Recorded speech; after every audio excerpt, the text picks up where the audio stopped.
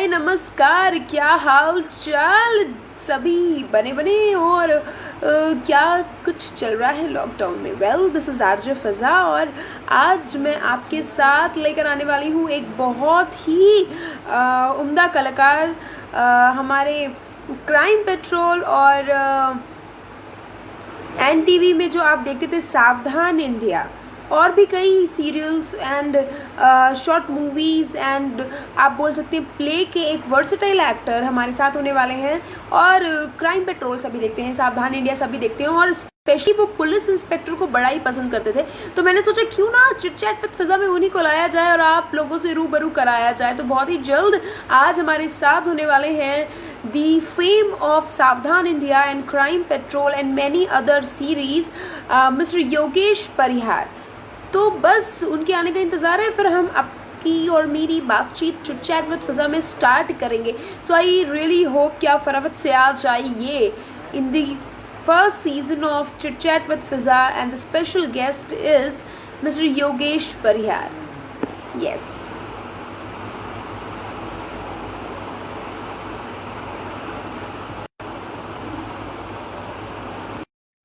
I really wish कि network इस बार बड़ा ही प्यारा रहे ताकि हमको और आपको बातचीत करने में कोई प्रॉब्लम ना आए, क्योंकि 9 बजे के टाइम में मैं नेटवर्क को बिल्कुल भी ट्रस्ट नहीं कर सकती, क्योंकि ये कभी भी घपला कर सकता है। क्या है ना, रोड की भीड़ खत्म हो गई है तो नेटवर्क यहाँ पर तो भीड़ आएगी ही। Hello sir.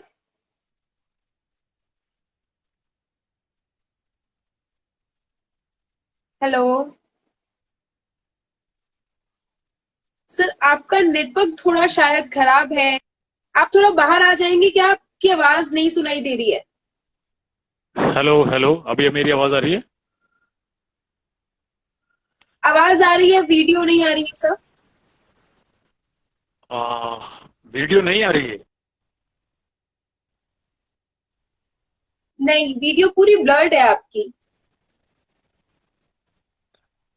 Hello hello.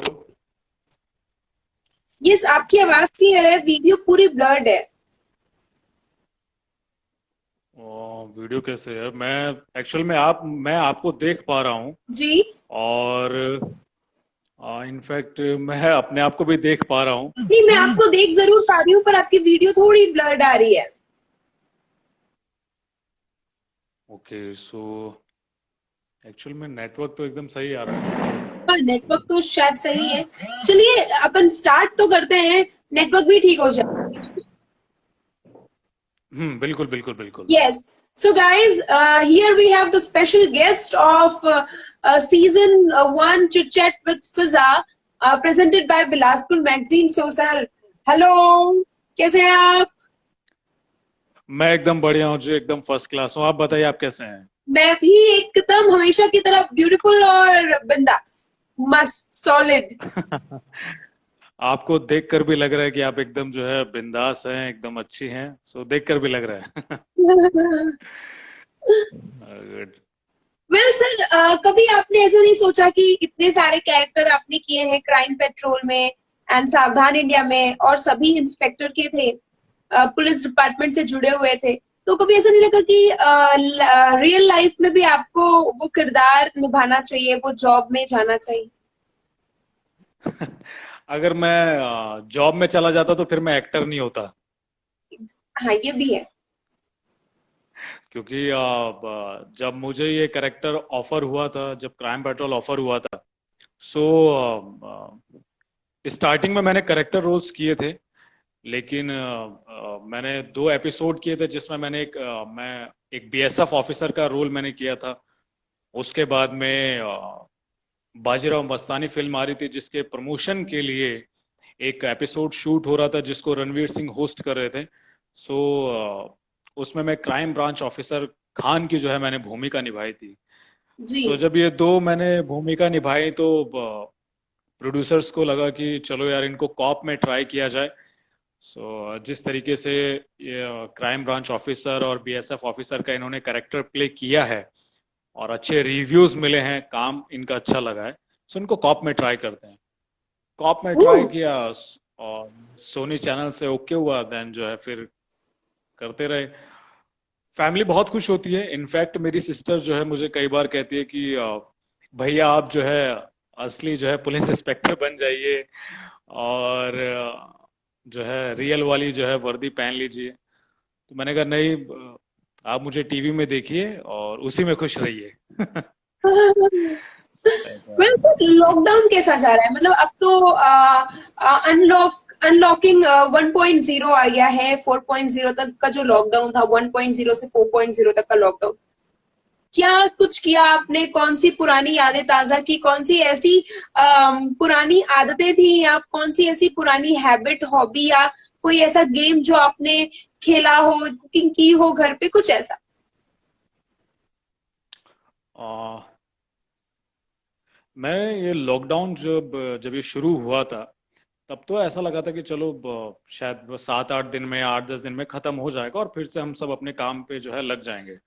लेकिन जैसे जैसे बढ़ता चला गया तब लगा कि यार कि आप जो है इसके भरोसे मत रहिए, अपना टाइम वेस्ट जो है मत कीजिए। इसका कोई बिल्कुल। भरोसा नहीं है कब जो है, क्योंकि 31 मार्च तक रहा था तब भी जो है 14 दिन के लिए बढ़ गया था। तब ऐसा लगा था कि आप अपने समय को जो है सही से यूटिलाइज कर लीजिए। हम्म। सो जैसे as an actor, as an artist जो है ये रहता है कि अच्छी अच्छी वेब सीरीज देखें और हम्म। कुछ बुक्स कुछ बुक्स पढ़ें। कुछ अभी जैसे थिएटर किया है तो थिएटर से जुड़ी हुई कुछ नाटकों की बुक्स पढूं। और फैमिली के साथ में मैंने जो है समय बिताया है। इनफैक्ट जैसे कल मेरा बर्थडे था, so happy birthday, belated happy birthday. Thank you so much. So पिछले 5 साल में मतलब 4 साल बाद मैंने जो है अपनी फैमिली के साथ में कल बर्थडे सेलिब्रेट किया। क्योंकि 3 साल से मैं क्राइम पेट्रोल के सेट पे ही जो है सेलिब्रेट करता आ रहा हूँ कंटिन्यू। और एक कलाकार के लिए इससे बड़ी क्या बात होगी कि वो अपने जन्मदिन के दिन भी जो है शूटिंग कर रहा है। शूट तो कर। ये जो है मुझे सौभाग्य, हाँ शूट कर रहा हूँ, तो ये मुझे 3 बार जो है मेरा सौभाग्य रहा है कि मैं क्राइम पेट्रोल के सेट पे रहा और मैंने अपना जन्मदिन जो है पूरी टीम के साथ में सेलिब्रेट किया। तो कल बड़ा अच्छा लगा मुझे कि इनफैक्ट जब मुझे ऐसा लगा कि यार लॉकडाउन में चलो एक तो चीज़ अच्छी हुई है कि मैं अपने बर्थडे पे अपने फैमिली के साथ में हूँ, जो कि मैं क्या पिछले बात। 4 साल से नहीं था।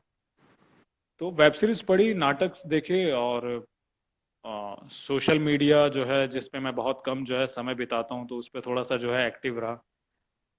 देखा जाए तो मैंने जो है समय का जो है सही इस्तेमाल किया है, मैं बोल सकता हूँ। मैं इस भरोसे नहीं रहा कि यार कब लॉकडाउन हटेगा, कब हम शुरू होंगे, वो उन सब चीजों में नहीं रहा मैं। क्या बात है। वेल सर, मुझे एक बात बताइए कि आपकी एक शॉर्ट मूवी थी जिसमें आपको बेस्ट एक्टर का अवार्ड मिला, जो इंटरनेशनल शॉर्ट मूवी फेस्टिवल हुआ था मुंबई में, first international short movie festival. तो उसके बारे में कुछ बताइए कि कैसे आप लोगों ने वो मूवी प्लान की, किसने लिखा उस मूवी को, और कब बनी और कब आप लोगों ने उसे प्रेजेंट किया? आ, सबसे पहले तो ये कि मुझे तो नहीं मिला उसके लिए बेस्ट एक्टर अवार्ड तो नहीं मिला है, लेकिन अच्छा। फिल्म को जरूर मिला है। बेस्ट फिल्म अवार्ड मिला है उसको। एक्चुअल में 2017 में आ, जैसे मैं 2015 से क्राइम पेट्रोल की शूटिंग जो है लगातार कर रहा था। बीच बीच में एक दो सीरियल और मैं कर रहा था और अपने थिएटर के प्लेस के लिए भी जो है मैं टाइम निकाल रहा था, तो अपने शोज भी कर रहा था। लेकिन कंटिन्यू शूटिंग करने के बाद में जो है मुझे लगा कि मुझे थोड़ा सा ब्रेक ले लेना चाहिए और एक शॉर्ट फिल्म जो है मैं प्लान करता हूँ। तो मैंने जो है हफ्ता भर 10 दिन का जो है एक ब्रेक लिया। और फिर मैंने सोचा कि मैं जैसे राजस्थान से जो हूँ तो वहाँ पे जो चीज़ें सामाजिक तौर पे जो चीज़ें गलत होती हैं लड़कियों के साथ में, कि उनकी छोटी उम्र में शादी कर दी जाती है, तो इस तरीके की चीज़ें होती हैं, उनको पढ़ाया नहीं जाता। तो हालांकि ये बहुत बेटर है, लेकिन कुछ एक एरियाज हैं, कुछ एक समाज के जो कुछ एक लोग हैं जिनमें जिनकी सोच अभी भी वैसी ही है। तो मैंने सोचा क्यों ना इस कहानी को एक अच्छे से प्रेजेंट किया जाए और लोगों तक जो है पहुंचाई जाए। तो मैंने सोच लिया, फिर मैंने सोचा कि यार इस कहानी को सही से मतलब बना कौन सकता है। मतलब कंसेप्ट तो मेरे दिमाग में आ गया, तो फिर मुझे याद आया कि 2015 में जब मैं मुंबई में फर्स्ट टाइम गया था, और मैंने जिसमें जिसमें रणवीर सिंह ने होस्ट किया था और मैंने एपिसोड किया था, तब उस टाइम पे मैं थिएटर शो करने के लिए गया था और मैं 3-4 दिन के लिए मुंबई रुक गया था। तो उसमें एक असिस्टेंट डायरेक्टर की पोस्ट पे थे, बिट्टू कुमार नाम है उनका। तो वो उसमें असिस्टेंट डायरेक्टर की पोस्ट पे थे और वो हमको आते थे और हमको कहते थे कि सर आपका ये सीन है, ये सीन पढ़ लीजिए वो। तो वो मुझे उस टाइम पे बहुत ही जो है जुनूनी पर्सन लगे थे कि यार ये बंदा एक ना एक दिन जरूर कुछ ना कुछ करेगा।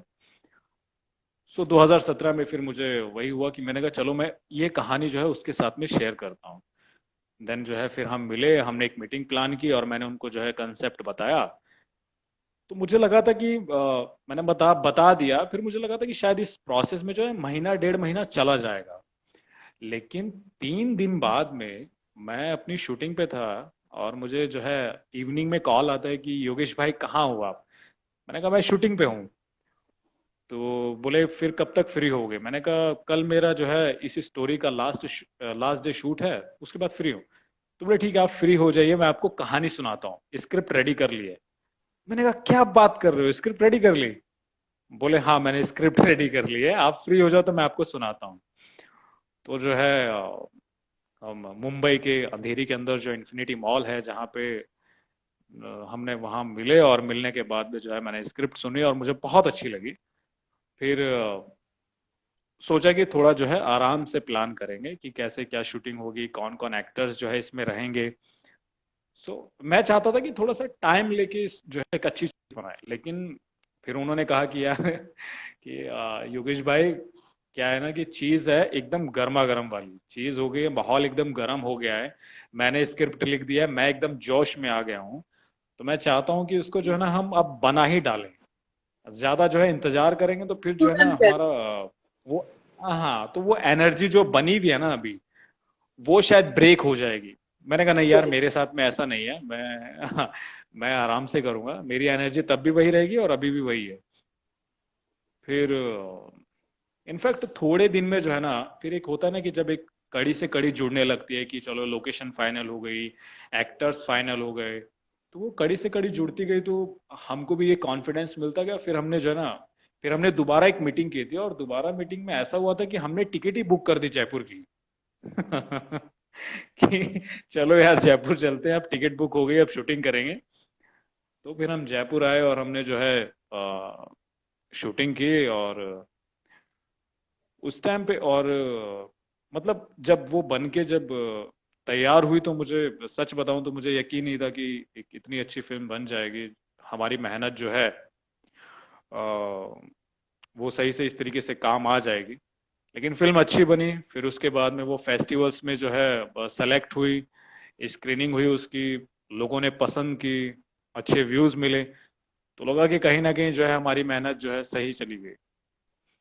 इनफैक्ट मुंबई में 4 से 5 फिल्म फेस्टिवल में जो है वो दिखाई जा चुकी है।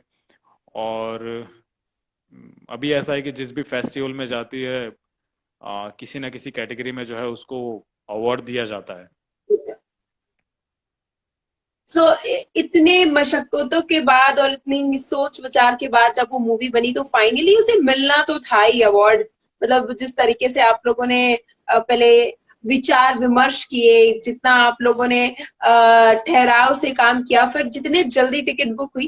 वेल सर मुझे एक बात बताइए कि जब आप कभी शूट करते हैं क्राइम पेट्रोल और आपको एक स्क्रिप्ट दी जाती है या उस चीज की कहानी सुनाई जाती है, सबसे एक्चुअल में टच।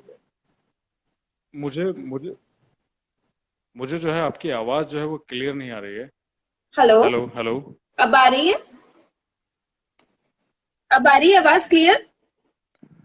हेलो सर अब आ रही है आवाज क्लियर? हेलो। हेलो। हेलो। मुझे आवाज क्लियर नहीं आ पा रही है आपकी। एक मिनट। हेलो। हेलो। ओ ये नेटवर्क की वजह से हमेशा हो जाता है कि आवाज क्लियर नहीं आ पाती, बट डोंट वरी, इस बार मैं नेटवर्क से नहीं डरने वाली हूँ। बहुत ही जल्द योगेश परिहार हमें फिर से ज्वाइन करेंगे in the show chit chat with Fiza presented by Bilaspur magazine, the first digital and live magazine of Chhattisgarh and Bilaspur. So here we go. जैसे ही वो ज्वाइन करते हैं हम उनसे फिर से कनेक्ट करेंगे, क्योंकि ये नेटवर्क का इशू हमेशा चलता है। It goes every day every day every day. So I can't say कि नेटवर्क हमें तंग नहीं करेगा। नेटवर्क तो हमेशा मेरी लाइफ में तो स्पेशली नेटवर्क तंग करता है, नहीं पता उससे मेरे से क्या दुश्मनी हो जाती। So waiting for Yogesh Parihar to join and then will continue. वैसे अगर आप उनसे कोई क्वेश्चन करना चाहते हैं तो आप यहाँ पर कमेंट कर सकते हैं और बता सकते हैं, तो हम उनसे भी बातचीत कर लेंगे।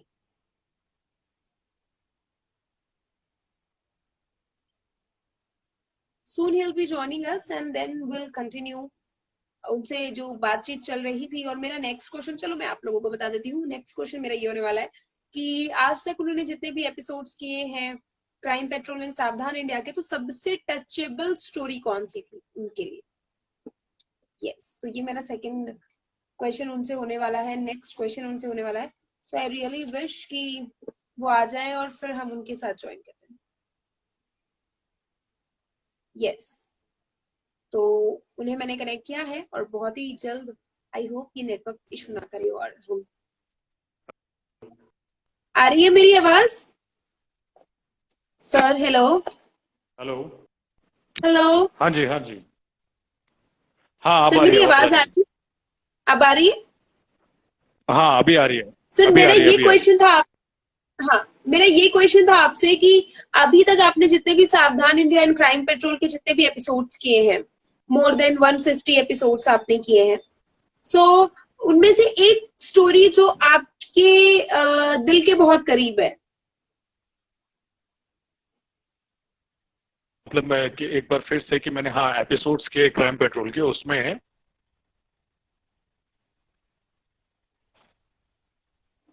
सर, मेरी आवाज आ रही है आपको?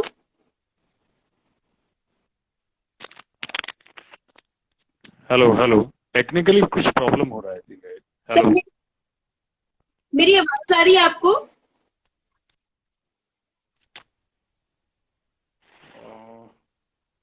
Wait just. हेलो, ये नेटवर्क हेलो। हमेशा मुझसे बदले लेता है और कई मौके ये नहीं छोड़ता, बट डोंट वरी, मैं इतना जल्दी गिव अप करने वालों में से नहीं हूँ। आई रियली होप कि नेटवर्क के साथ मैं डील करके ये लाइफ कंटिन्यू करूँ और बहुत ही जल्द हमारे साथ हो जाएंगे आज के guest Yogesh Parihar ji in the show to chat with Fiza season 1 presented by the first digital and live magazine of Chhattisgarh and Bilaspur magazine. So yeah.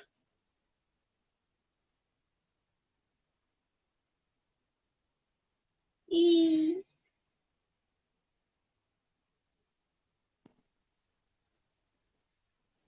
अब हाँ आई जी। Think everything is sorted. Yes हाँ, अब सही है।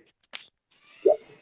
तो मेरा ये क्वेश्चन था सर आपसे कि अभी तक आपने जितने भी सावधान इंडिया एंड क्राइम पेट्रोल के एपिसोड्स किए हैं, सो उसमें से सबसे टच्ड किससे थे? कौन सी एक स्टोरी जो आपको सबसे ज्यादा टच की, जिससे आप बहुत ज्यादा कनेक्टेड फील किए या बहुत ज्यादा दिल के करीब है? हाँ, वैसे तो क्या होता है ना कि क्राइम पेट्रोल की स्टोरीज में ऐसा होता है कि दिल दहल जाता है। मतलब जैसे एग्जैक्टली। हम स्टोरी, हाँ, जैसे ही कोई कहानी सुनते हैं क्रिएटिव डायरेक्टर के साथ में और डायरेक्टर के साथ में, जैसे भी डिस्कस होता है स्टोरी को लेके, तो कनेक्ट होने की जगह हम लोग जो है एकदम ऐसे हो जाते हैं कि यार कि सच में ऐसा जो है क्राइम हुआ है, सच में जो है इस तरीके से लोगों ने क्राइम किया है। तो ऐसी बहुत सी चीजें हो जाती हैं। तो ऐसे कुछ एक केसेस हैं जिनको देख के जो मुझे आज भी याद हैं कि जिनको करने से पहले ऐसा लगा था कि यार कैसे कर सकते हैं ये लोग। तो कुछ एक 4 से 5 स्टोरीज हैं। जैसे मेरा पहला एपिसोड था जो मैंने किया था, क्राइम पेट्रोल डायल 100 का एपिसोड नंबर 2 है, मौताना के नाम ओके। से। हाँ, तो वो एपिसोड जब मैंने किया तो उसकी कहानी ये थी कि वो, हालांकि राजस्थान की कहानी थी वो, लेकिन उस एपिसोड के दौरान मुझे वो पता चला कि ऐसा भी होता है राजस्थान में कि जैसे पहले एक प्रथा है मौताना करके। क्या होता है ना कि कोई भी किसान या कोई भी एक आदमी जो है अगर किसी के खेत में काम कर रहा है या किसी के जो है किसी के यहाँ मजदूरी कर रहा है, और वो अगर उस टाइम पे मजदूरी करते वक्त अगर उसकी डेथ हो जाती है, वो मर जाता है, तो उसका जो है हर्जाना दिया जाएगा उस जिसके यहाँ वो काम करता है उसकी तरफ से, उसकी फैमिली को।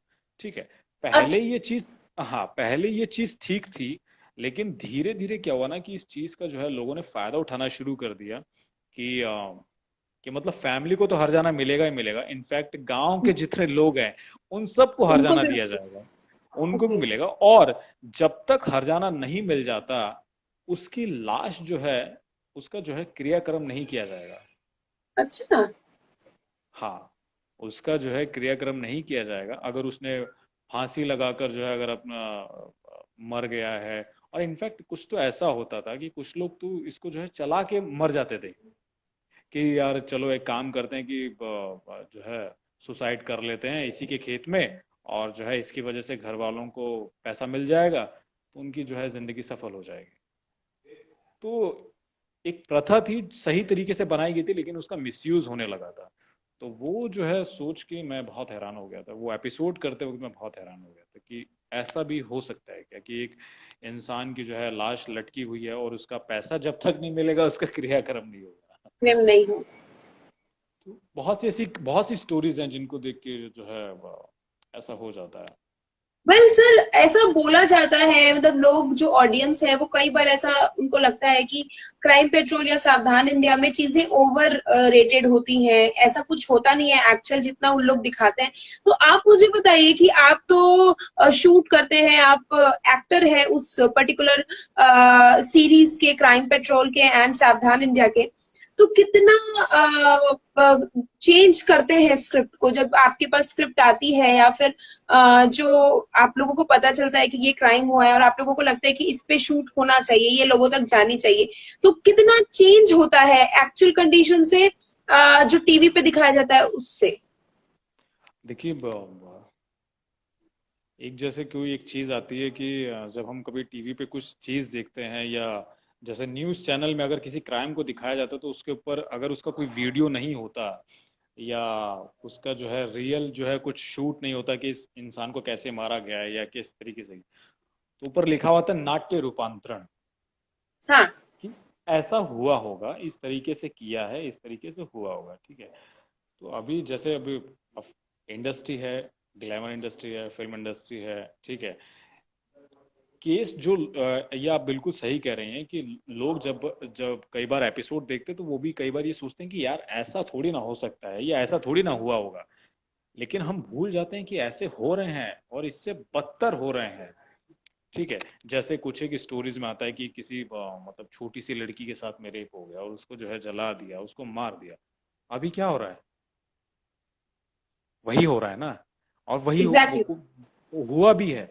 तो क्या होता है ना कि हम जो है सच्चाई देख नहीं पाते, हम देख नहीं सकते कि हम मान नहीं सकते कि नहीं यार ऐसा तो नहीं हुआ था। नहीं हुआ। हाँ, तो हालांकि अब देखिए अब पूरा एपिसोड दिखाना है तो ऑब्वियसली कहीं ना कहीं जो है कुछ ना कुछ ऐड ऑन किया जाता है, चेंजेस। लेकिन हाँ चेंजेस किए जाते हैं, ऐड ऑन किया जाता है। जैसे जो क्राइम होता है एक्चुअल में क्राइम वही दिखाया जाता है, बस सिटी के नेम जो है बदल दिए जाते नहीं, हैं। जिन ताकि हाँ लोग जिन लोगों ने, ऑफेंड ना हो।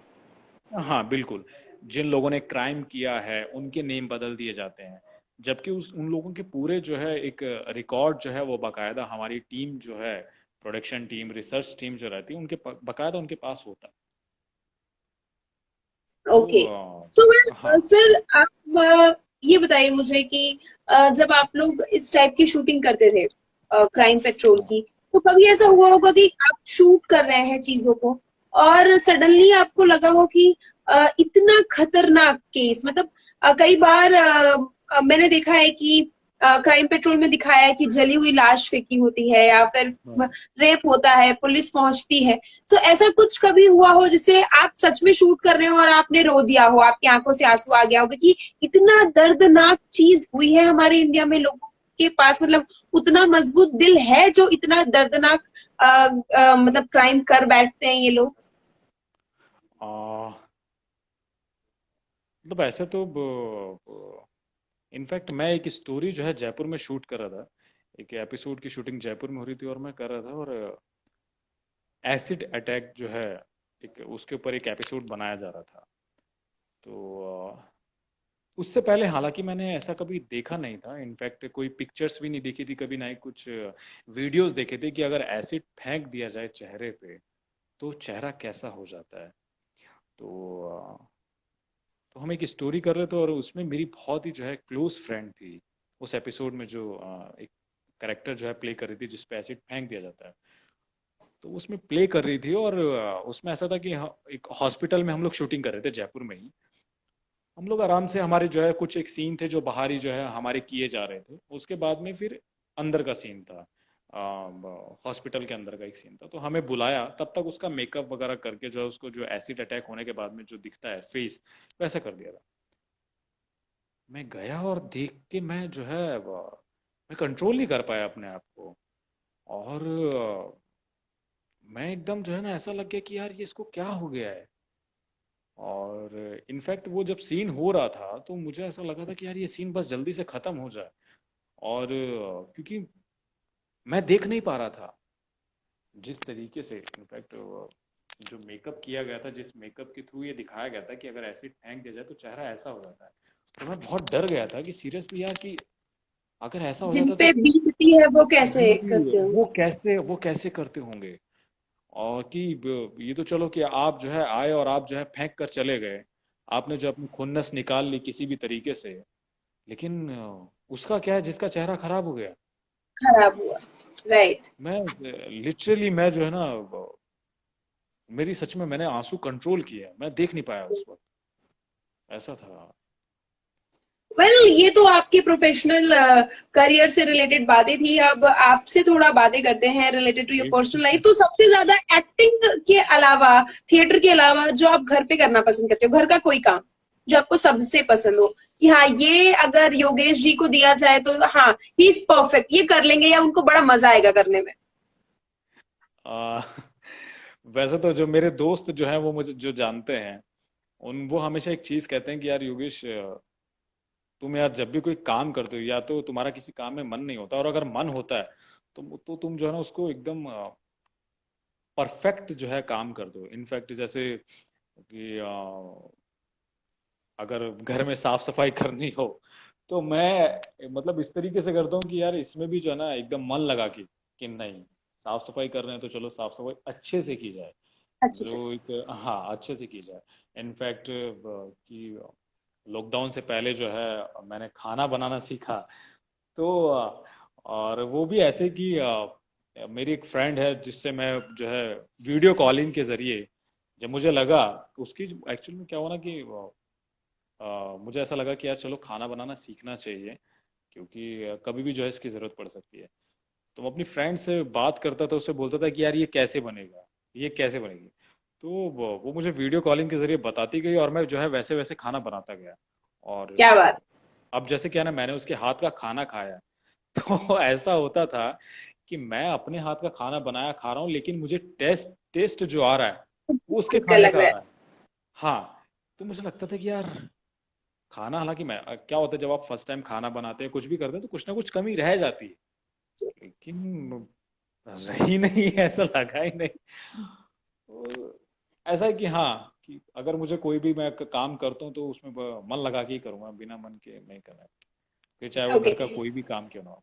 कोई भी काम। अच्छा, लॉकडाउन के दौरान घर का कौन सा काम किया आपने जो आपकी ड्यूटी थी कि योगेश को ये करना है, क्योंकि हाउस हेल्प्स आ नहीं रही हैं अभी, तो काम तो हम सबको ही करना पड़ रहा है। हाँ मेरे लिए सबसे अच्छी चीज ये थी कि मैं लॉकडाउन से पहले घर पे आ गया ओके। तो तो घर में कोई मुझे काम नहीं करना पड़ा। हाँ ये होगा कि योगेश हमारा बेटा, मेरा भाई या देवर जी या जेठ जी जो भी, अब बहुत दिनों बाद घर पे आए हैं और ये टाइम है कि अब उनको रेस्ट दिया जाए, तो ये चीज का आपने फायदा उठा लिया। ये चीज का जो है मुझे मैंने बिल्कुल फायदा उठाया है। और सीरियसली घर वाले जो है एकदम अच्छे से ख्याल रख रहे हैं। और कई बार हो जाता है ना कि चलो ये काम तुम कर लो, ये काम ये तुम कर लो, लेकिन अच्छे से जो है नहीं, ख्याल ऐसा रख रहे नहीं हैं। होगा ना, क्योंकि आप नॉर्मल डेज पे तो प्रोफेशनली वर्क करते हैं और रहते नहीं है घर पे, महीनों महीनों जाना नहीं होता होगा। तो बहुत दिन बाद ऐसा लग रहा है कि उड़ती चिड़िया कैद हुई है, तो उसे बिल्कुल पूरा आराम दिया जाएगा, तो वैसा कुछ सीन है अब घर पे आपके? हाँ वैसा ही वेल हो रहा है, वैसा ही योगेश हो जी, ये बताइए कि सबसे ज्यादा इस लॉकडाउन पे आपने क्या मिस किया? बाहर का कुछ ऐसा, कोई रेस्टोरेंट का खाना, या कोई मुंबई के बीचेस, या कोई रेस्टोरेंट या पब, या कुछ ऐसा जो आपको करना बहुत पसंद था, जो आप डेली यूजुअली करते थे और आपने बहुत मिस किया? रहा। मुझे ऐसा लगता है सबसे ज्यादा अगर मैं किसी चीज को मिस कर रहा हूँ तो मैं अपने शूटिंग के सेट शूट। को मिस कर रहा हूँ। हाँ, वो सबसे ज्यादा मिस कर रहा हूँ मैं। और जैसे कि मेरी बहुत इच्छा थी कि क्योंकि मैं काफी टाइम से जो है गार्डन में जाके एक्सरसाइज कर रहा था, तो इच्छा थी कि यार बस जो जी। है जिम स्टार्ट हो जाए और मैं जो है वर्कआउट करना शुरू करूँ।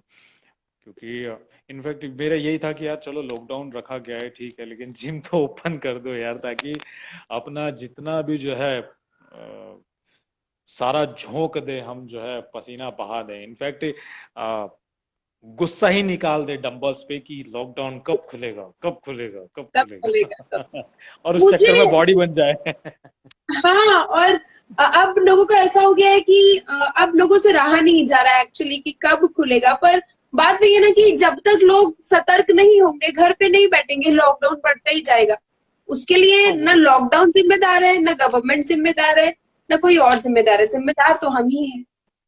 नहीं नहीं, बिल्कुल बिल्कुल बिल्कुल, जिम्मेदार तो हम ही लोग हैं जो अ, हाँ क्योंकि अगर हम हमारी तरफ हमारी अगर किसी भी गलती से अगर ये नहीं फैला होता, या हम जो इसे अवॉइड कर रहे हैं कि यार कोरोना कुछ नहीं है, कुछ नहीं होगा, चलो आराम से जो है बाहर निकलो, मैं तो इसका भक्त हूँ, मैं तो इसका भक्त हूँ, मेरे पे इसका हाथ है। कुछ नहीं होगा। तो एक्चुअल में हम लोग ये भूल गए हैं कि बीमारी जो है ना तो जात पात देखती है, ना कोई धर्म देखती है, और ना एग्जैक्टली। ये देखती है कि आपके ऊपर किसका हाथ है, किसके आप भक्त हो। तो ये तो यू है। वोंट बिलीव योगेश जी कि आज का एक केस है छत्तीसगढ़ बिलासपुर का, कि एक आदमी था, उसे लगा कि मुझे कोरोना ना हो जाए, इस डर से वो एक बाबा जी के पास गया और बाबा जी ने सीधा उसका गला काट दिया। कुछ ऐसा ट्रीटमेंट चल रहा था या कुछ ऐसा कुछ चल रहा था कि उन्होंने सीधा उसका गला काट दिया। मतलब एक बार फिर से अंधविश्वास। आप सवाल पूछ लीजिए क्योंकि नहीं नहीं, एक बार फिर से आप सवाल पूछिएगा। आपको मेरी आवाज आ रही है? हाँ अब आ रही है, आप बोलिए। यू वोंट बिलीव, जैसे आप बता रहे हैं ना कि लोगों को लग रहा है कि मेरे ऊपर इनका हाथ है, उनका हाथ है, तो वैसे ही छत्तीसगढ़ बिलासपुर का आज का एक केस है कि यहाँ पर एक गांव में हुआ ये कि एक आदमी को ये लगा कि कहीं मुझे कोरोना ना हो जाए, तो वो जिस बाबा को मानता था वो वहां गया और बाबा ने कुछ ऐसा उस पर पूजा पाठ करते हुए उसका गला काट दिया। हेलो।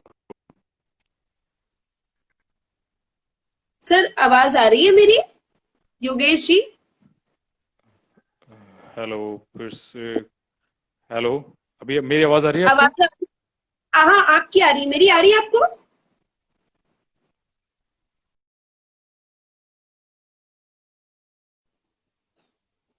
दिस नेटवर्क, ये नेटवर्क की ही गलती है। सीरियसली मैं पागल हो जाऊंगी इस नेटवर्क से, बट मैं हार नहीं मानूंगी। Will connect Yogesh ji again, yeah will connect Yogesh ji again जैसे ही वो आते हैं, और जैसे ही थोड़ा सा नेटवर्क ठीक होता है हम योगेश जी को फिर से कनेक्ट करेंगे, and will be having chit chat with Yogesh ji. Yeah अब आ रही है आवाज? हाँ बोलिए, आप बोलिए। यस। मेरा ये कहना था सर कि जैसे आपने बताया ना अभी कि लोगों का अंधविश्वास जैसा है कि मेरे ऊपर इनका हाथ है, उनका हाथ है, जो भी जैसा भी। तो रिसेंट का आज का ही बिलासपुर का केस है कि एक आदमी को लगा कि उसे कोरोना हो जाएगा, तो वो जिस बाबा को मानता था वो वहां गया और बाबा ने झाड़ फूक करते टाइम उसका गला काट दिया। नहीं तो ये तो गलत है, ये तो गलत है, मतलब एग्जैक्टली आ, एग्जैक्टली। लोगों को लग रहा है कि ये बीमारी झाड़ फूक कराने से चली जाएगी। हाँ हाँ, ये तो सरासर गलत है, क्योंकि ये तो हो गई कि अगर आपको कुछ प्रॉब्लम है, आपको कोई बीमारी है, तो बाबा थोड़ी ना ठीक कर पाएंगे। अगर ऐसा होता तो फिर डॉक्टर क्यों होते हिंदुस्तान में? एग्जैक्टली जो है। अंधविश्वास लोगों का आज तक भी खत्म नहीं हुआ। बिल्कुल। वेल सर, आपसे एक आखिरी सवाल करूंगी और वो ये है मेरा सवाल बीच कि आपकी जिंदगी का एक खट्टा पल और एक मीठा पल। एक मिनट, एक मिनट, एक मिनट, क्या कुछ मेरी आवाज नेटवर्क आपको आ प्रॉब्लम। रही है सर?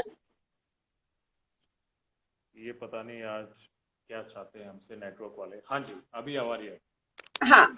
आप आपसे एक आखिरी सवाल करूंगी जो बहुत इंपॉर्टेंट होता है और वो ये है कि आपकी जिंदगी का एक खट्टा मतलब एक बुरा या दुख वाला पल और एक मीठा मतलब सबसे प्यारा स्वीट मोमेंट। हाँ जी। तो आपको अपने लाइफ का एक खट्टा पल और एक मीठा पल बताना आ, खट्टा पल, खट्टा पल तो मुझे ऐसे कोई याद नहीं आ पा रहा है। बाकी ऐसे तो बहुत सारे पल हैं। खट्टा पल, हाँ, एक पल जरूर ऐसा है जो मुझे बहुत ही खट्टा लगा। और वो खट्टा ऐसा लगा कि जैसे जिस फेस्टिवल में हमारी फिल्म को फर्स्ट प्राइज मिला था। तो उसमें क्या होता है ना, कि जैसे क्या होता है ना, कि आपको किसी अगर फेस्टिवल में इनवाइट किया जाता है और अवार्ड सेरेमनी में जो है इनवाइट किया गया है, तो कहीं ना कहीं आपको लगता है कि यार किसी एक कैटेगरी में हमारी फिल्म को अवार्ड दिया जाएगा। ठीक है। तो अब उस फेस्टिवल में जितनी भी कैटेगरीज थी, सबको अवार्ड दे दिया गया, कि music album, ad film, short film, सबको। तो मैं जो है कई देर तक मैं वेट करता रहा, और मैंने जो है मैं उठ के चला गया। मैंने अपने डायरेक्टर को बोला कि मैं जा रहा हूँ, और नेक्स्ट टाइम से अगर कोई फेस्टिवल होगा तो पहले से जो है ना, सूत्रों के द्वारा अंदर की खबर निकाल लेना। कि है। आपकी और फिल्म आपके जाने को। के बाद अवार्ड मिल गया। और मैं नीचे, मैं क्या, मैंने क्या, तो डायरेक्टर बोले, अरे यार योगेश भाई मत जाओ, आप बैठो समझा करो, अभी क्या पता, अभी थोड़ा बहुत बाकी है। अरे मैंने कहा यार 2 घंटे हो गए, इनका जो है फेस्टिवल अभी खत्म होने वाला है, इन्होंने हमको बुला लिया। मैं जा रहा हूँ नीचे।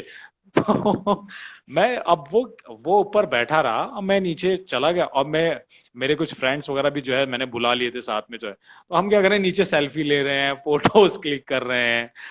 और इतने में तुरंत जो है कॉल आता है ऊपर से, योगेश भाई। मैंने कहा हाँ, फटाफट से ऊपर आ जाइए। अब मैं पहुंचा, ऊपर पहुंचने के बाद में जो है ना, वो ट्रॉफी और सर्टिफिकेट लेके खड़ा हुआ है। Best short fiction film award शमशान। अब वो अब आप समझ सकते हो कि मैं, एक होता है ना कि आदमी हंस भी रहा है और रो भी रहा है। मेरा है। मेरे लिए ये हो गया था। मैंने कहा ये अवार्ड अपने को ही दिया गया, पक्की बात है? तो बोले हाँ, अपने को ही मिला है। तो मैंने कहा ये पहले क्यों नहीं दिया? तो ये इन लोगों को बताना चाहिए था ना। तो वो एकदम जो है ना, खट्टा वाला पल था, कि क्योंकि कुछ देर का जो एक मोमेंट जो एक होता है, जब एक आपके कान तरसते हैं एक नाम सुनने के लिए, आपकी फिल्म का नाम सुनने के लिए, टीम का नाम सुनने के लिए, वो मिस हो गया था। वो मेरी लाइफ का सबसे खट्टा पल तो वही है कि और बाकी मीठे पल तो मेरे ये हैं कि मैंने जो है सबसे ज्यादा मीठा पल तो मेरे लिए ये है कि मैंने 3 साल जो है शूटिंग पे लगातार अपने बर्थडे को सेलिब्रेट किया है। वो मेरे लिए बहुत यादगार पल है। और एक अच्छा पल था मेरी फिल्म के लिए भी, कि जब जब पहली स्क्रीनिंग हुई थी फिल्म की, तो मुझे यही था कि पता नहीं ऑडियंस पसंद करेगी कि नहीं करेगी, फेस्टिवल में तो सेलेक्ट हो गई। और उसमें जो है जूरी मेंबर जो थे, जो जज थे, वो रजित कपूर साहब थे, जो कि आपको पता है कि एक्टर हैं, राइटर हैं, डायरेक्टर हैं, प्रोड्यूसर हैं। तो जब उन्होंने फिल्म जब देखी थी उन्होंने फिल्म की बहुत तारीफ की थी। और जब जो फेस्टिवल की पूरी टीम थी जब वो जाने जा रहे थे तो उन्होंने उनसे पूछा था कि सर जो है क्या रिजल्ट रहा है। बोले रिजल्ट तो मैंने सब लिख दिया है, लेकिन टॉप 3 में शॉर्ट फिल्म शमशान को रखिएगा। तो अब हम क्या, उनके जस्ट पीछे बैठ के जो है मैं अपनी फिल्म देख रहा था, तो वो बात जो है मेरे कानों में सुनाई दी गई थी। तो वो मेरे लिए बहुत एक अच्छा था कि एक अच्छे एक्टर से जो है अगर ये सुनने को मिल रहा है, तो बहुत सारे पल्स हैं ऐसे जो यादगार हैं मेरी लाइफ में। मुझे भी ऐसा है कि लाइफ में खट्टे मीठे पल आते जाते रहने चाहिए, लाइफ बैलेंस रहती है, हमें मीठे पल का इम्पोर्टेंस पता चलता है कि क्या लाइफ में मीठे पल बहुत मुश्किल से बहुत स्ट्रगल करके आते हैं। और स्ट्रगलिंग जब तक नहीं रहती है प्रोफेशन में, शायद उस प्रोफेशन को जीने का या एक्सप्लोर करने का मजा भी नहीं आता है, क्योंकि जब आपने अपने टाइम पे स्ट्रगल किया होगा, when you have been trying so hard, और फिर फाइनली जब क्राइम पेट्रोल और सावधान इंडिया एंड डिफरेंट जब आप सीरियल्स पे आए, तब वो मजा जो रहा होगा, मतलब 1 साल, हाँ 6 महीना और 2 साल, जितना भी स्ट्रगल पीरियड रहा, उसके बाद जब वो चीज आपको मिली होगी एज एन अपॉर्चुनिटी, तो मैं जान सकती हूँ कि वो सुकून ही कुछ और रहा होगा। बिल्कुल बिल्कुल, वो सच में उसका मजा ही अलग है। क्योंकि ना, जैसे कहते हैं कि किस्मत में लिखा होगा, अगर आपका लक है तो आपको हो जाएगा, मिल जाएगा। जी। मैं लेकिन जिस जो मेरी उम्र है, जिस प्रोफेशन में मैं हूँ, मुझे अब तक जो मिला है वो मेहनत से मिला है। क्योंकि मुझे तो जो है, मुझे अभी कहीं नजर नहीं आ रहा कि जो है मेरी किस्मत से मुझे कुछ मिला है। हाँ, ये हो सकता है कि किस्मत में लिखा होगा कि आप जो इस प्रोफेशन में तो काम मेहनत करेंगे, करते हैं, हाँ। है नहीं, ना, इस प्रोफेशन में काम। और किस्मत में ये भी लिखा होगा कि योगेश, आपको मेहनत करना है तभी आपको चीजें मिलेंगी। हाँ, वो वही है कि क्योंकि इतना तो मुझे जो है पता लग गया कि यार अगर मेहनत, क्योंकि कई बार क्या होता है कि जैसे हम शूटिंग करते हैं तो शूटिंग करने के बाद में ऐसा होता है कि 3 दिन हमारा एपिसोड कंप्लीट होता है और कम से कम इतनी थकान हो जाती है कि एक दिन तो पूरा रेस्ट चाहिए होता है बॉडी को। यार एक दिन तो पूरा रेस्ट कर लो। फिर फिर जो है एपिसोड की, नेक्स्ट एपिसोड की डेट्स ले ली जाती है। तो कई बार मैंने ऐसा किया है कि यार अब की बार जो है मैं, जब कुछ एक टाइम मिलता है तो उसमें हम क्या करते हैं ना, वर्कआउट करते हैं। जो थकान और जो एनर्जी जो है उसको वापस से जो है गेन करने की कोशिश करते हैं कि यार वो एनर्जी मेंटेन रहे, तभी जो है शायद लोग जो हमको पसंद करेंगे। और मैं तो अपना काम भी जो है ऐसे समझ के करता हूँ कि मेरा आखिरी काम है, फिर चाहे पता नहीं मिलेगा कि नहीं मिलेगा। तो तो कई बार बीच में मैंने ऐसा किया है कि मैं जो है ना एक्सरसाइज नहीं कर रहा या अपने क्राफ्ट पे ध्यान नहीं दे रहा। मैंने कहा चलो एक शो तो कर ही रहे हैं, तो बीच में आ जाएगा, बुला लेंगे, ठीक है। लेकिन ये थोड़े टाइम के लिए मेरे माइंड में ऐसा रहा था, लेकिन फिर जब नहीं आया तो फिर खलबली मचने लग गई कि यार शायद ये मेहनत करने पर ही मिलेगा। तो बेटा फिर से जो है सुबह 5 बजे उठना का जो है, वो जो आपका रूटीन जो है वो शुरू कर दो और सेटअप इसके कर। भरोसे मत रहो। हाँ, वो सेटअप कर दो और इसके भरोसे मत रहो। जब आप ये करोगे और वो ऊपर वाला देखेगा, तो फिर आपके पास जरूर कॉल आएगा। बिल्कुल। तो सर, बस यही जानना था बेसिकली, मुझे मुझे आपसे इसीलिए बातचीत करनी थी कि कितना स्ट्रगल होता है किसी एक चीज को ग्रैब करना, क्योंकि लोगों को लगता है कि आप उस जब पोजीशन पे रहते हो, तो ऑडियंस को यही लगता है कि यार कितना लकी इंसान है, टीवी पे आ रहा है, नहीं नहीं शूट नहीं कर नहीं नहीं रहा नहीं है, नहीं बहुत नहीं, फेमस है। ये तो ये मिथ जो था, मुझे लोगों का ये दूर करना था। And thank you so much कि आपने अपना प्रीशियस टाइम हमारे साथ शेयर किया, आप चिट चैट विद फिजा के शो पर आए। एंड आई रियली होप कि आपको भी ऑडियंस से इंटरेक्ट करके, मुझसे बात करके मजा आया होगा, और आपको अपनी लाइफ शेयर करके मजा आया होगा। मैं सबसे पहले तो एक चीज जो है आपको बताना चाहता हूँ कि मैंने इतने इंटरव्यूज दिए हैं, मेरा आरजे के साथ में पहला इंटरव्यू ये है आज। तो ये मुझे जो है याद रहेगा कि मेरा अगर पहला आरजे के साथ में का इंटरव्यू है तो वो फिजा जी के साथ में रहा है, बिलासपुर मैगजीन के लिए। तो मुझे बड़ा मजा आया, बहुत अच्छा लगा है। इनफैक्ट मैं सच बताऊं तो मैं थोड़ा सा जब जैसे जैसे समय जो है हो रहा था, 9 बजने वाले, मैं थोड़ा सा जो है थोड़ी देर के लिए एक नर्वसनेस मुझ में आ गई थी कि यार ऐसे जो है आमने सामने बहुत लोगों को इंटरव्यूज दिए हैं, लेकिन एक आरजे के साथ में पहली बार इंटरव्यू हो रहा है। पता नहीं वो कैसे क्या है क्या पूछेंगे, क्या सवाल करेंगे। और वो भी जो है लाइव है। स्टूडियो में हो तो चलो आप जो है एक एडिट वेडिट करके बना के डाल दो। पर बड़ा मजा आया है, बहुत अच्छा लगा। और बहुत ही बेहतरीन सवाल किए हैं आपने, मुझे बहुत अच्छा लगा सीरियसली। सर आपके लिए क्वेश्चन आया है कि सर आप जब वर्दी पहनते हैं तो आपको कैसे फील हाँ। होता है? ये क्वेश्चन है सुभाष चौहान की तरफ से आपके लिए। तो सुभाष चौहान, मेरा जवाब ये है वर्दी के लिए कि वर्दी पहनने के बाद में जो एक, सबसे पहले तो एक गर्व बहुत महसूस होता है। और इनफैक्ट जब, अब ऐसा क्या होता है ना, आप नॉर्मल लाइफ में हंसी मजाक भी करते हैं और कुछ एक हरकतें भी करते रहते हैं, कुछ नॉटी हरकतें भी करते रहते हैं, तो ऐसा होता रहता है। लेकिन मैंने खुद ने ये चीज रियलाइज की है कि जब वर्दी में पहनता हूँ तो पता नहीं उस, देखिए होता क्या है, तो कपड़ा ही ना, आपने भी कपड़े पहन रखे, मैंने भी कपड़े पहन रखे, और कपड़े हैं वो भी कपड़ा ही है, लेकिन उसका एक ऑरा ऐसा है वर्दी का, वर्दी पहनने के बाद में मतलब एक तो सबसे पहले एकदम सीना चौड़ा हो जाता है कि यार एक वर्दी पहनी है, और ऊपर से फिर जो है ना उसकी जो रिस्पॉन्सिबिलिटी है वो एक अपने आप जो है अंदर से होने लग जाती है कि नहीं आपको ये चीजें नहीं करनी क्योंकि ये वर्दी अलाउ नहीं कर रही। समझ रहे हैं? तो सुभाष वर्दी पहनने के बाद में जो है एक बहुत ही कॉन्फिडेंस आता है, और एक शक्ति सी जो है, एक पावर सी आ जाती है वर्दी पहनने के बाद में, और बड़ा अच्छा लगता है। और इनफैक्ट पुलिस की वर्दी नहीं, हमारी जितनी भी यूनिफॉर्म्स है, जितनी भी फोर्सेस की यूनिफॉर्म्स है, वो पहनने के बाद में एक अलग ही फील आता है। मैंने बीएसएफ की यूनिफॉर्म पहनी, उसका भी एक अलग मजा था। जब क्राइम ब्रांच ऑफिसर खान बना था, तब उसमें जब मैंने जो जैकेट पहनी थी, और एक एनकाउंटर के लिए जब हम वो एक सीन शूट कर रहे थे, तो उसका एक अलग ही मजा था। जैसे ही पहना और गन हाथ में ली, ऐसा लगा था आज तो मैं मार डालूंगा जिसने भी, जिन लोगों ने ये क्राइम किया है।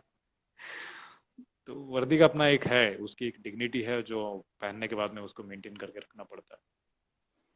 वो तो ऑब्वियसली कि जब आप शूट के टाइम पहनते हैं तो आप ऐसा फील करते हैं, तो जो लोग डेली पहनते हैं उनका काम ही है, और हमें हमारी तरफ से जो अपनी जान को जोखिम में डालकर आज हमारे लिए लड़ रहे हैं, हमारे फ्रंट लाइन वॉरियर्स, तो उन्हें तो सलाम है ही बॉस। वेल सर आपके लिए दूसरा क्वेश्चन संगीता आया जी। है।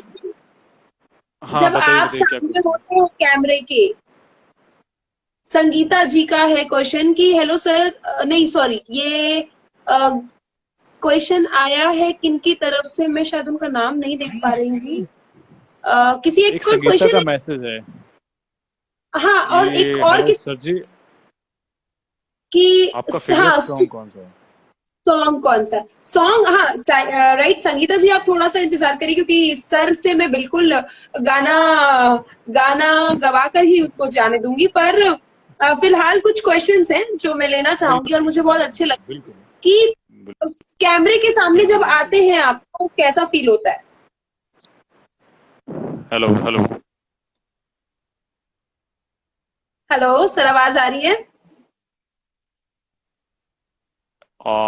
Hello hello. सर, आवाज आ रही है? आप बोलिए। सर जब आप कैमरे के सामने आते हैं तो कैसा फील होता है, ये क्वेश्चन आया है। गिटार से जो है एक टोन आ आह्वान जाती की है। तरफ क्वेश्चन है। आ,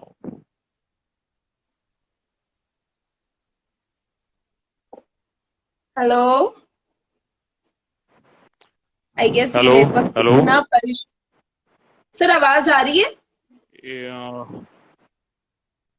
मुझे एक्चुअली में डिस्कनेक्ट करना पड़ेगा। हेलो, आई थिंक हेडफोन्स निकाल निकाल दूं क्या? मैं हेडफोन्स निकाल देता हूँ, I think शायद फिर से। आई गेस फिर से नेटवर्क इश्यूज हो रहे हैं, और मैं सर को फिर से कनेक्ट करती हूँ क्योंकि नेटवर्क इशू बहुत होता है। नहीं पता इस इंस्टाग्राम को नहीं, इस नेटवर्क को मेरे से क्या इशू है।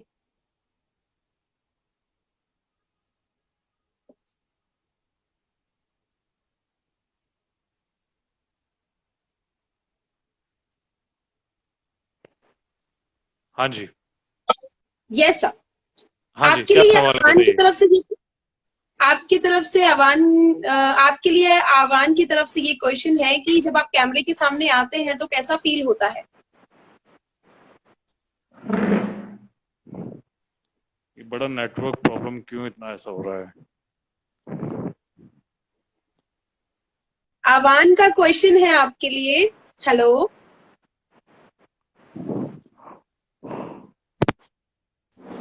हेलो।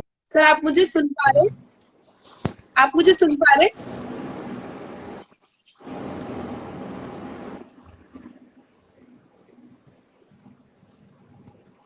सर, आप मुझे सुन पा रहे हैं? हाँ जी। हाँ बोलिए। अवान की तरफ से आपके लिए क्वेश्चन है कि जब आप कैमरे के सामने आते हैं तो कैसा फील होता है? बड़ा अच्छा फील होता है, और क्योंकि इसके पीछे मेरी बहुत मेहनत है। जब पहली बार जब कैमरे के सामने आया था तो 2010 में मैंने थिएटर ज्वाइन किया था, और कैमरे के सामने आने के लिए किया था, लेकिन वो मौका मुझे मिला था 2013 में। तो जब पहली बार कैमरा देखा था तो बड़ी अच्छी फीलिंग थी। और इनफैक्ट सबसे अच्छा चीज ये था कि मेरा जैसा होता है कि एपिसोडिक शो मैं कर रहा था, तो उसमें इंतजार कर रहे थे कि यार कब जो है चेहरा दिखाया जाएगा, कब जो है अपना चेहरा टीवी पर आएगा। तो 29 मार्च को मई को 29 मई को एपिसोड टेलीकास्ट हुआ, और एपिसोड में मेरा चेहरा नहीं दिखा, लेकिन बाद में कि कल ये स्टोरी दिखाई जाएगी उसमें मेरा चेहरा दिखा। और इनफैक्ट 30 मई, मतलब मेरे लिए 30 मई जो है बड़ी खास है। 30 मई को मेरा जो है टीवी पर चेहरा जो है, जिस तरीके से मैं दुनिया में लॉन्च हुआ था, मेरा चेहरा जो उसी है दिन 30 मई। टीवी। तो बड़ा ओके। अच्छा लगता है यार कैमरे के साथ, बड़ा बड़ा अच्छा फील होता है। वेल सर, क्योंकि हमें बातचीत करते ऑलमोस्ट 1 घंटा हो जाएगा और 1 घंटे बाद इंस्टा लाइव इंस्टाग्राम हमेशा अपनी वीडियो खुद से एंड कर देता है। तो अब मैं चाहती हूँ कि इंस्टाग्राम हमें इस वीडियो को एंड करे उसके पहले आप अपना फेवरेट कोई 2 लाइन सुनाइए गाने का। आपका जो आपका गाना जो आप दिल के बहुत करीब है, जो आपको बहुत पसंद है, जो सॉन्ग वो आप हमें सुनाकर ये लाइव हम एंड करेंगे। मेरा फेवरेट सॉन्ग, हाँ। एक एक सॉन्ग जो है मैं बड़ा पसंद है मुझे, और अभी जो है एक मेरे लिए जो है एक फेवरेट सॉन्ग अभी तक बना हुआ है, और वो है दिल दिया गल्ला। एक टाइगर सलमान खान। जिंदा है, यस यस फिल्म से है। तो वो मुझे बड़ा प्यारा लगता है, और वो सॉन्ग जो है मैं मॉर्निंग में एक बार तो जो है वो सुनता ही हूँ, तो सुबह की शुरुआत अच्छी हो जाती है। अब हमारे चाहने वालों ने रिक्वेस्ट की है तो वो पूरा करना ही पड़ेगा। कच्ची डोरियों डोरियों डोरियों से मैनू तू बांध ले, पक्की यारियों यारियों यारियों में होंदे ना फासले, ए नाराजगी कागजी सारी तेरी, मेरे सोहणिया सुन ले मेरी दिल दियां गल्लां, करांगे नाल नाल बह के अख नाले अख नू मिला के, दिल दियां गल्लां है करांगे बात है। रोज रोज बह के, सच्चियां मोहब्बतां निभा के, सताए मैनू क्यों दिखाए मैनू क्यों, एवें झोटी मोटी रुस के रुसा के, दिल दियां गल्लां है। क्या बात है! ये सभी ऑडियंस की तरफ से मैं गाया हूँ। और फिजा आई थिंक मैं सवाल देख नहीं पाया, बहुत से लोगों के सवाल जो है आ रहे हैं। आई थिंक नेटवर्क अच्छा है, तो एक बार जो है सवाल देख ले जाए, बता दीजिए कि किसी ने। हाँ हाँ। कोई राजस्थानी सॉन्ग किसी ने अरे रखा गाने, किसी राजस्थानी सॉन्ग के लिए आपको रिक्वेस्ट किया है। मेरा एक जो है एक सॉन्ग जो है मुझे आजकल जो है बड़ा अच्छा लग रहा है, और थोड़े टाइम से वो मेरा फेवरेट सॉन्ग बना हुआ है, और वो है जोगी बन गया रे। तो वो बड़ा प्यारा सॉन्ग है। तो उसकी कुछ एक लाइनें, जोगी बन गया रे मैं तेरे प्यार में,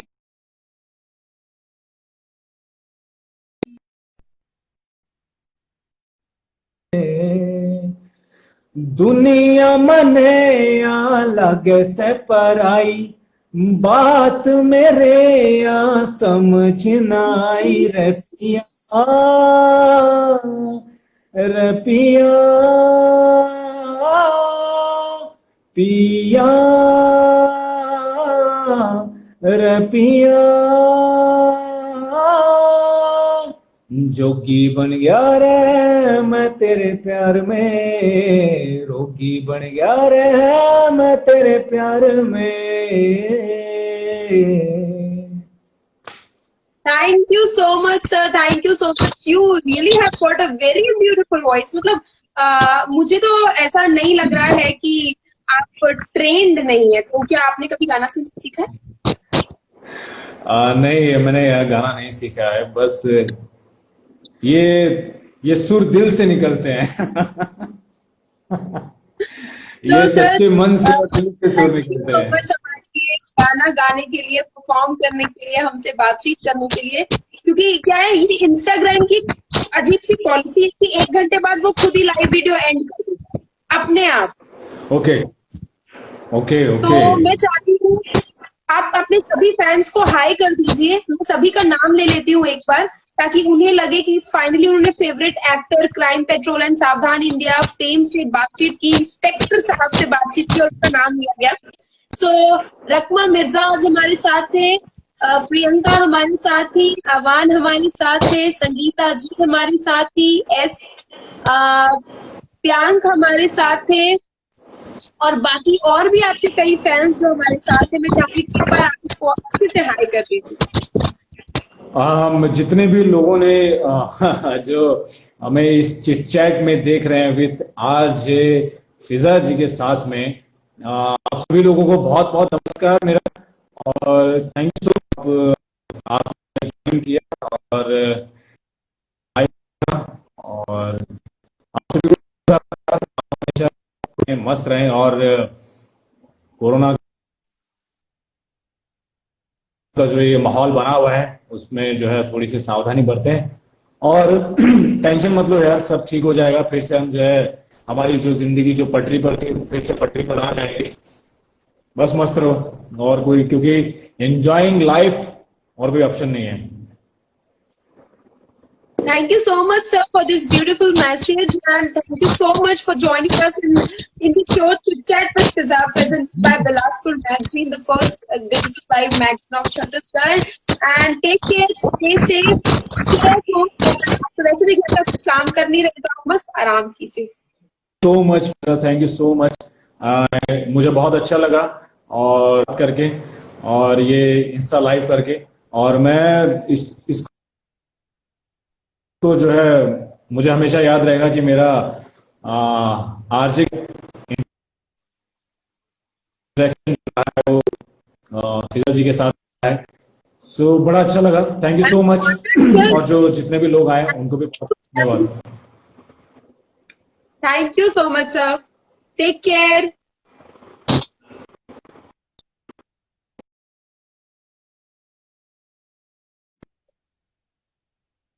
Well, guys, so he was Yogesh परिहार, जिन्होंने अभी हमसे बातचीत की और शेयर किया कि किस तरीके से क्राइम पेट्रोल सावधान इंडिया में स्टोरीज दिखाई जाती हैं, उनका क्या स्ट्रगल रहा और किस तरीके से उनकी बनाई हुई शॉर्ट मूवी को इंटरनेशनल बेस्ट मूवी का अवार्ड मिला। So this was Yogesh Parihar with us, and thank you so much sir for joining us in the show Chit Chat with Fiza, presented by Bilaspur Magazine, the first digital and live magazine of Chhattisgarh.